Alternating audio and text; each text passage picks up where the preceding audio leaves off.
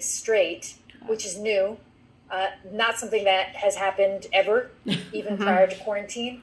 And I think that's something it's really working for me. And so my goal is to continue that streak as long as I can, and to continue to focus on my wellness, and to stay as connected as I can to friends, and not to get lost in the sauce of staying indoors all the time, to try to at least get a walk a day. So it's a really practical self-care, to continue to prioritize my self-care, because I think that's what makes everything else possible that I want to do. I'm glad I'm recording this. Amazing. One question I personally have is, you sound very confident and powerful with your pieces, but whenever I write, I'm always thinking, like, is this piece good enough, or am I writing trash? How do you overcome that? Do you ever feel like you're having like writer's block or anything like that? These are great questions. I feel like there were 2 or 3 questions in there. I will say, give yourself permission to write trash. It is the best thing ever. You have to give yourself permission, because every poem leads you to the next poem. And practice, you will sharpen your voice. You will get to know your voice. You'll sharpen your pen that way. And in terms of writer's block, a lot of writers have said this, answered much more eloquently than I maybe, or have said it better than I will. But a lot of writers think it's a myth. I agree. Typically, we call there is something else happening. We just call it writer's block, but it's really important to sit with, are you afraid, right? Is this an experience you're not ready to write down? Are you afraid of being judged? Are you afraid of somebody reading it and finding out? When I was not out yet, I had a journal that I wrote things in, and that journal got found, and without my permission, and it was devastating. And so you really have to sit with, and I was afraid to write for a little period of time, right? Because I didn't want somebody to find out what my truth was. And so regardless of whether you're writing, I always think it's important to be engaging in the art of whatever you're doing, right? Be that watching a film, be that going to the museum safely, be that reading a poem, or just reading in general, being engaging with the art, and engaging with the practice of noticing, which is the practice of writing poems, right? The practice of noticing, the practice of recognizing what's in front of you and seeing something else in it. And so I'm always trying to engage those muscles, because creativity is a muscle, as my friend Jasenia Montia says.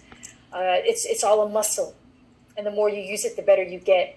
But typically, writer's block is just something that we call is just sort of a stand-in for something else that we're experiencing, And sometimes you have to write that fear down and share it with nobody. But I think your question, the last thing I'll say is, I think your question points to a willingness or an interest to take risk. And that is often where the most meaningful, I'm saying meaningful very intentionally, not the most popular, not the most cool. I'm saying to create something that means something to you, which to me is the point of it all, right? Something that you fuck with, something that matters to you, that moves your bones, that moves your blood. That right there is oftentimes the scariest shit you can write. And so the fact that you have that question speaks to that. And it's not a question that, it's a question that a lot of writers have, and something that we constantly have to move through. The way we are wired to move away, right, from that which is scary. But we have to move at our own pace and give ourselves permission in our own time to address whatever that blockage is. Thank you, Tony, for that question. Are there any other questions? Yes, definitely. That was a really lovely response. It just hit me, and I got goosebumps after I heard your response, and it really resonates with me. Oftentimes I really do kind of hold myself back because of the fear and my own confidence. But Tiffany also had a question. What gives you the motivation to write? Oftentimes they've written because of school assignments, but they find it hard to write outside of school on their own time. Yeah, I think writing and reading for pleasure is really, really an important practice. I just cannot express enough how I was so the opposite of interested in either of those things. Reading and writing were off, not for all of us, but for some of us, is sort of introduced as an assignment, right? And what does it mean to break away from that and start to is another way to, I think, liberate oneself from the oftentimes Eurocentric and very Eurocentric literary canon, right? Curriculum that we're oftentimes exposed to, right? And so for me, just like it watching spoken word, going to spoken word events, just seeing that what other kinds of poetry was possible, that people who look like me, it sounded like me, like always wrote, right? It opened up a lot inside of me to write on my own terms. Again, to step to the page on my own terms. And so I also want to just like debunk the myth that you have to share whatever you write. You don't. You do not have to get on a stage. You do not have to share with anybody. This can be a private practice. It can be whatever kind of practice that you want to have with it. But my motivation is really because there's so much I don't understand. And I write to ask better questions. Not really to answer those questions. I write to complicate something I already think I know. You think about certain stories that you have growing up, and you're like, yeah, you sit down with your family, and you're like, yeah. Or as you get older, I'm in my mid-30s and having different conversations with my sisters, and it's like rehashing things that happened when we grew up, and thinking that I remember it the way that they remember it, and we don't, right? Or thinking I understood, well, this is what was happening, like in the family, and they're like, you're 5 years younger than me. Do you remember this? Like, there's so much I thought I knew that I don't know, and it is a way for me to document what is happening in not just my life, but in my family's life. And I don't think anybody else in my family is documenting our lineage like that, as a way to preserve the storytelling, preserve our culture. But really, for me, is to make sense of things I don't understand, or to complicate things that I thought I understood. Is a famous, very well-known quote is to write to familiarize the strange, right? And to make strange the familiar, right? And I think that's what interests me, and makes it feel like not an assignment. Write what matters to you. Forget everybody else. Write things that keep you up at night. Right toward the things that you don't understand. Thank you for that. Next question is, if you can collaborate with any poet, who would it be? That's a great question. I love that. Feels like a rapper question. That feels like a drop a mixtape question. If I could drop a poetry mixtape with any other writer, I would love to write with Ross Gay. I would love to, I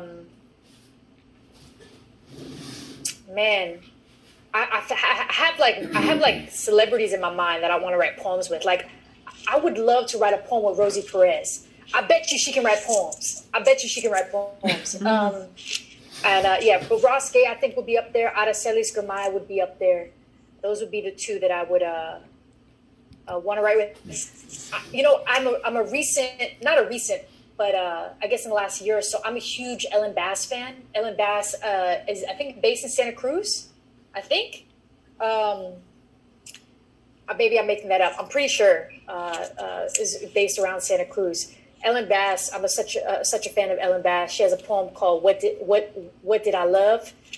She also has a poem. She's her partner is a woman, and so she writes all these poems about that part of her life. And I would say Ellen Bass too. Very different writer than me, so I don't know how it would sound, but it'd be interesting. I'll tell you that. Next question is: do you have any plans of coming to UCSB or touring in the West Coast as things normalize? I mentioned this to Ronaldo earlier.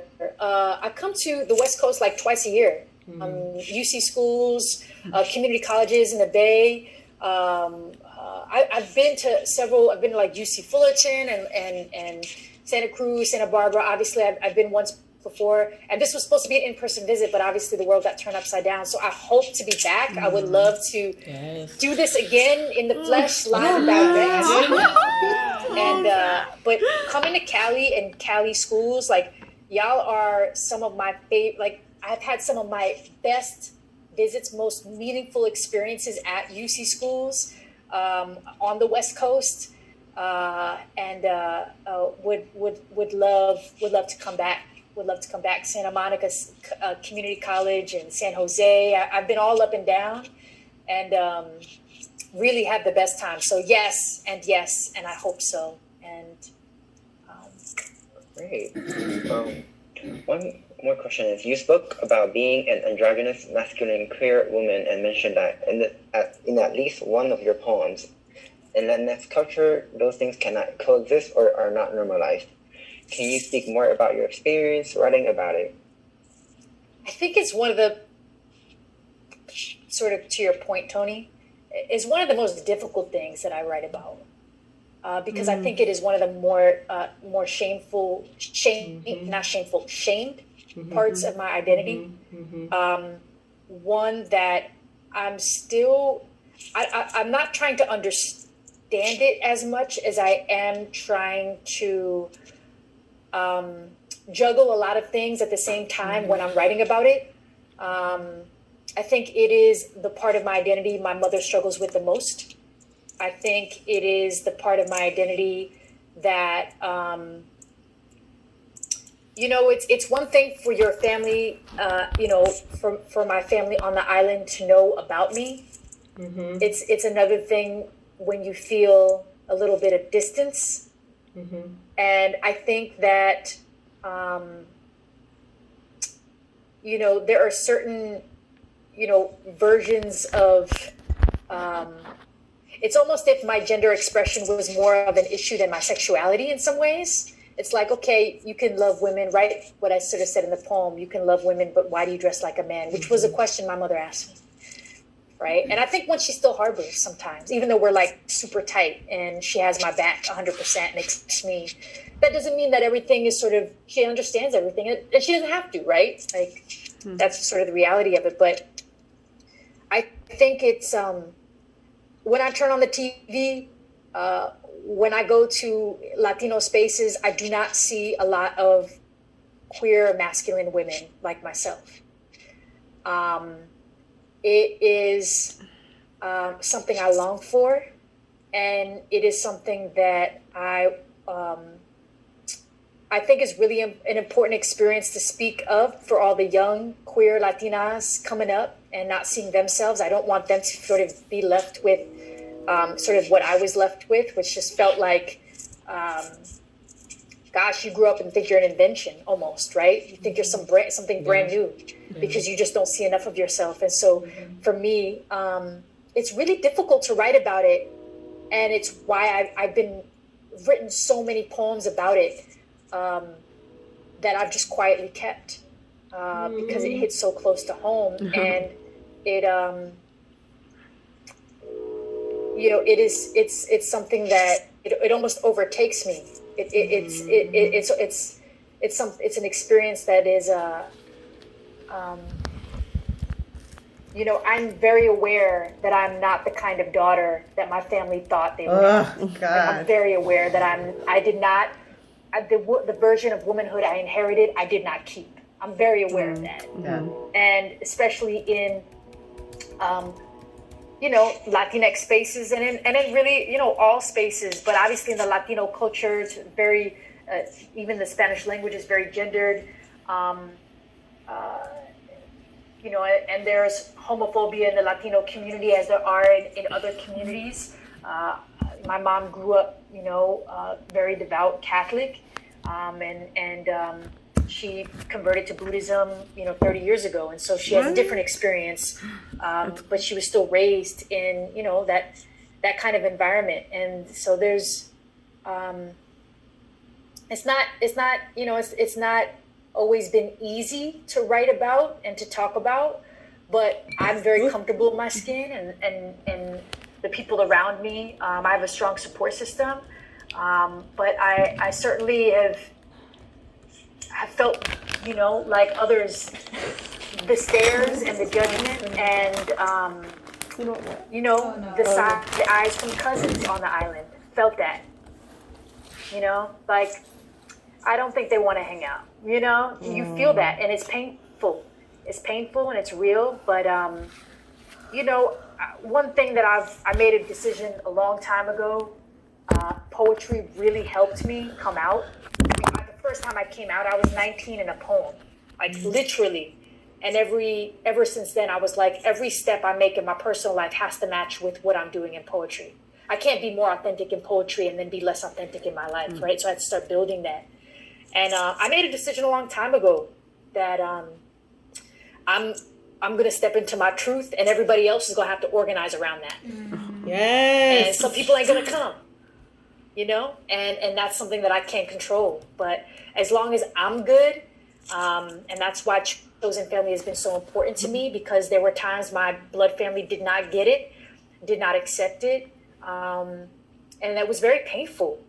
It was I probably went, this is the last thing I'll say because I know I'm going on and on, I probably went through more figuring out my gender expression, not my gender identity, my gender expression, than my sexuality, which just felt a little bit more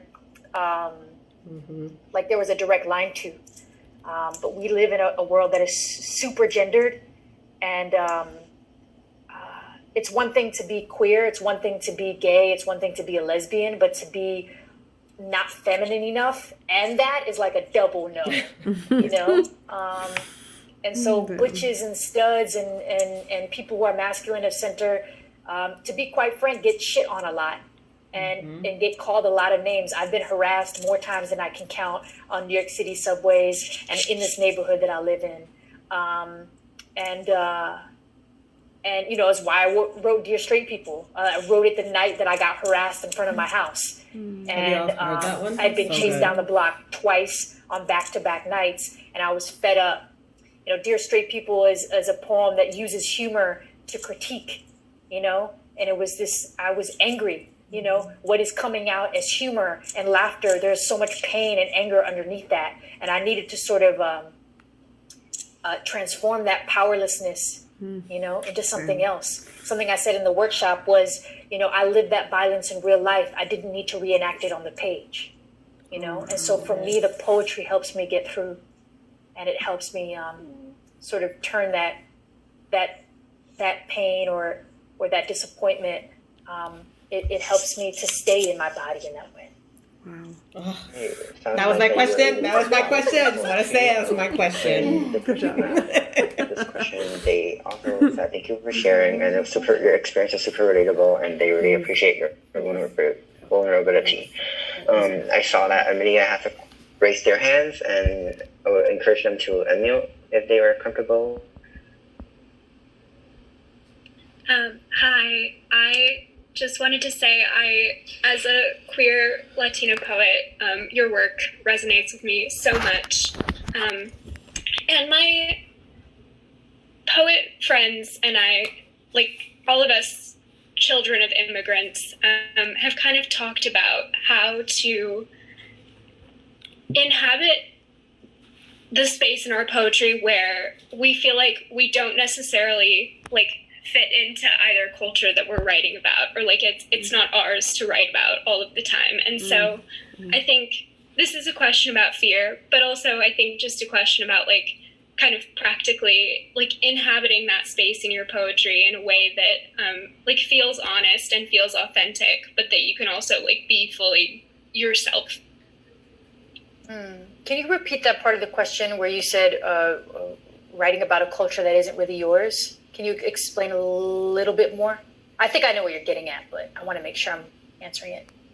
Yeah, so I mean, my dad is from Mexico. I understand more than I speak, so that part of your poem really spoke to me. And so I think because of my lack of Spanish, a lot of the time it does feel like it's not really mine, or I don't know how to inhabit it in poetry. Yeah, I got you. I think two things about it. I think I grew up really shamed for not speaking Spanish. There are a lot of us, our parents were, sometimes punished, sometimes beaten, sometimes for speaking Spanish. And so the project of assimilation and colonialism and is to sort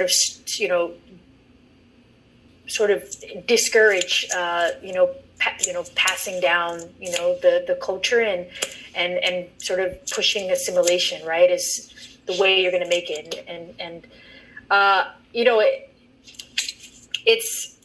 to me, it's a part of it is really rejecting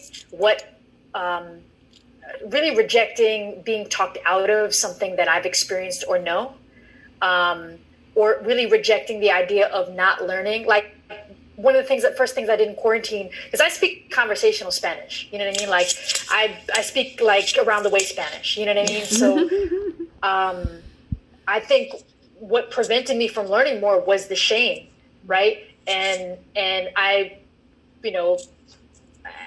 I can't control what happened to me as a child, but I have agency now. And so I took like several, classes through bookstores, Latinx owned bookstores that had like Spanish classes for heritage speakers, because I'm just like, I'm not going to listen to that voice, that says just like, or you're a poser, right? Or don't try to learn Spanish now because you didn't learn it then, or to sort of guilt me into not doing anything about it.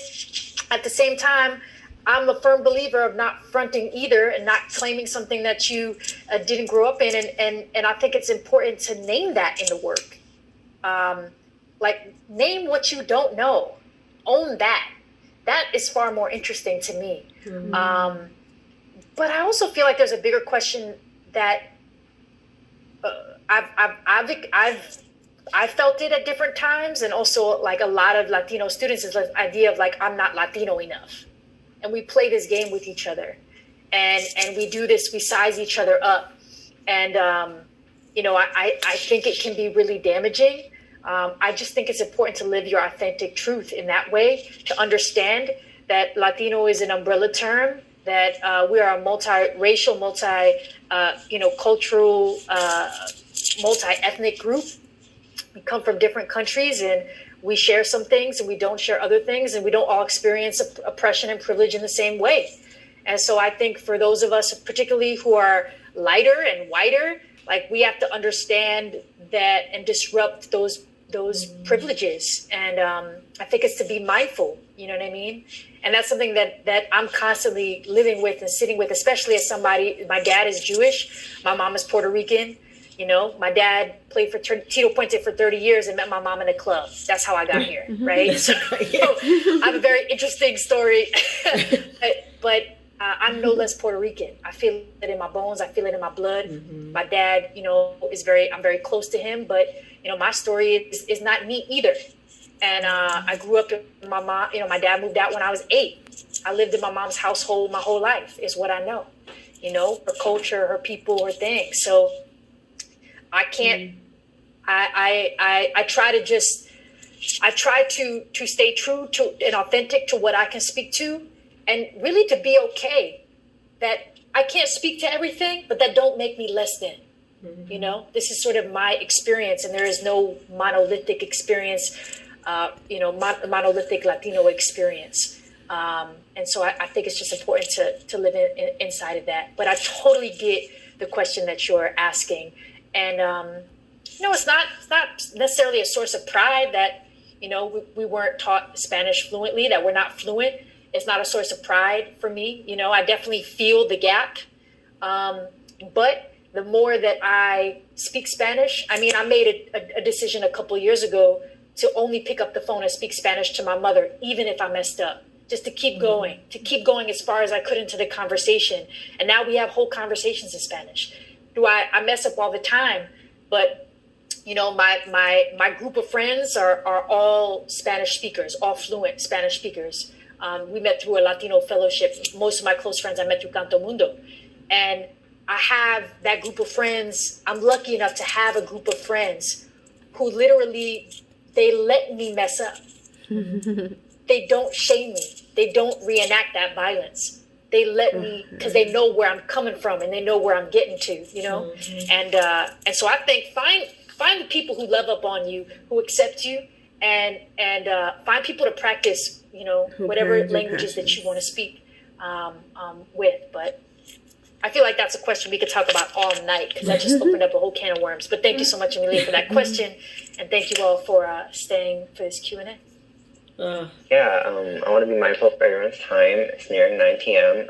Here's one last question, which is very similar to what Amelia had just asked, which is, you know, poetry is the main place where they speak Spanish, but they always get nervous sharing their broken Spanish in their poem with their own Latinx community. Do you have any advice for them?